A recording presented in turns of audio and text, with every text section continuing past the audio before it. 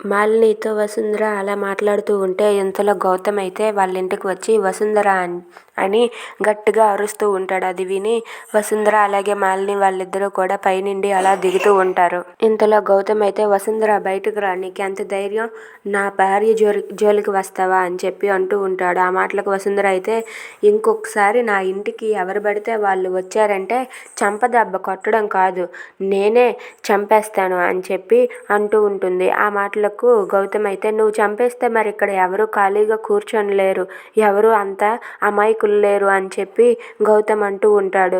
నీ అల్లుడిని ఎవరో చంపించినట్టుగా ఇంకొకసారి నా భార్య జోలికి వచ్చావంటే నేను ఎవరినో ఒకరిని పెట్టి నిన్ను చంపించేస్తాను అని చెప్పి అంటూ ఉంటాడు. ఆ మాటలకు వసుంధర అయితే ఒక్కసారిగా షాక్ అవుతుంది.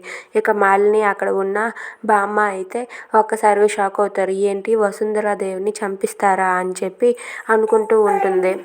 ఇంతలో వసుంధర అయితే ఇలా అంటుంది, నా అల్లుడిని చంపించింది ఎవరో కాదు, నువ్వే నువ్వే నువ్వే నా అల్లుడిని చంపించింది నువ్వే, నాకు తెలుసు ఆ విషయం, నువ్వేమీ ఇక్కడ నంగనాచి నాటకాలు ఆడకు అని చెప్పి అంటూ ఉంటుంది వసుంధర. ఆ మాటలు గౌతమ్ అయితే అవును, నీ అల్లుడిని ఎవరో చంపించారు కదా, నిన్ను కూడా అలానే చంపించేస్తాను, నా భార్య జోలికి వచ్చావంటే మర్యాదగా ఉండదు అని చెప్పి గౌతమ్ వసుంధరకి వార్నింగ్ ఇస్తాడు. If you like this video please like, share and subscribe.